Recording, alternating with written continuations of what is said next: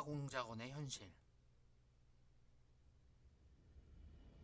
그렇다면 임무를 무사히 마치고 살아남은 요원들은 약속대로 거액의 포상금을 받고 직업을 보장받았는가? 당시 모집을 담당하던 사람들을 물색관이라고 했다. 이들의 증언은 이렇다. 간첩질하러 북으로 보내겠다는데 누가 제정신으로 가겠어? 때문에 만약 성공만 하고 온다면 어마어마한 보상이 있을 거라고 얘기하게 된다. 실제로 그런 보상을 했는지는 잘 모르겠다. 내 임무는 물색 단계에서 끝났으니까. 교도소에서 많이 지원했다. 그 중에는 사형수도 있었다. 하지만 실제로 그들이 임무를 완수하고 석방되었는지는 잘 모르겠다. 두세 번 성공해야 풀어준다고 했는데 워낙 살아남을 확률이 낮아서 말이지. 처음엔 성공했지만 두 번째 죽은 이들만 6명을 봤다. 그렇다면 살아남은 부파 공작원들은 과연 얼마를 받았단 말인가? 거의 받지 못했다. 최소한의 월급도 없었고 직업도 없었다. 몸만 쫓겨나듯 나왔다. 이에 대해 한 물색관은 이렇게 말한다. 공작원이라 해서 월급이 안 나온 게 아닙니다. 한때 국방비의 40%를 첩보부대에 썼다고 하던데요. 분명히 위에서 떼먹었던 것이죠. 참고로 당시 북파공작원을 관리했던 총책임자는 중앙정보부 차장 이철이었다. 그 장영자 이철이 사건의 이철이, 큰손 장영자의 남편이었지.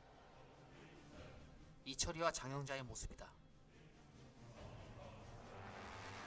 따라서 살아남은 북파공작원들에게는 국가로부터의 배신과 가난과 냉대가 기다리고 있었다. 조국이 우릴 내팽개치고 버린 거 아닙니까?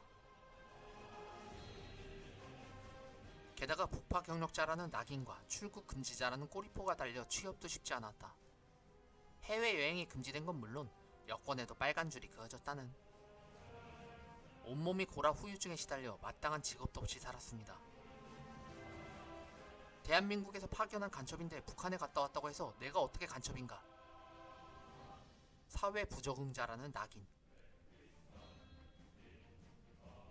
결국 공작원들의 상당수가 전과자가 되었다.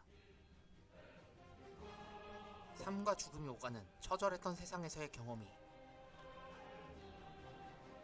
자신도 모르게 사회 부적응자로 만들어버렸기 때문이다. 공작원들의 증언이다. 공수부대 애들이 건들거리길래 한 대 휘둘렀더니 그냥 자빠지더라. 공작원으로 있었을 때는 내 괴력을 몰랐는데 사회에서 한 번 휘두르면 6주, 8주 이렇게 나와버렸던 것이다. 주위에서는 나를 보는 시선이 이북에 넘어갔던 놈 이랬다. 그런 상황에서 내가 할 수 있는 게 전혀 없었다. 배운 건 싸움질이었으니 본의 아니게 건달 세계로 빠지게 되더라. 그동안 폭력 전과만 20개입니다. 그 중에서 예비군 관련된 전과가 5번입니다. 예비군 받지 말라는데 왜 자꾸 오냐? 그것 때문에 우라통에 주먹을 날리곤 해서. 독사고 무슨 뱀이고 난 아직도 그대로 씹어먹는다. 성격이 그렇게 포악해졌다. 사람을 잡아먹으려면 먹을 수 있을 것 같다. 사실 군대 가기 전에는 뱀도 겁내고 정상적인 삶을 했는데 어쩌다 내가 이렇게 됐는지. 그야말로 인간개조였다.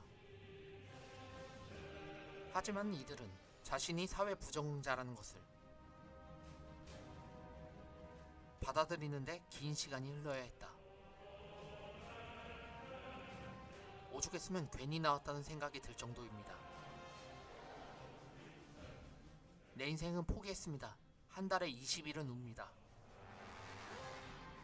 오히려 나를 배신한 상대가 국가여서 다행입니다.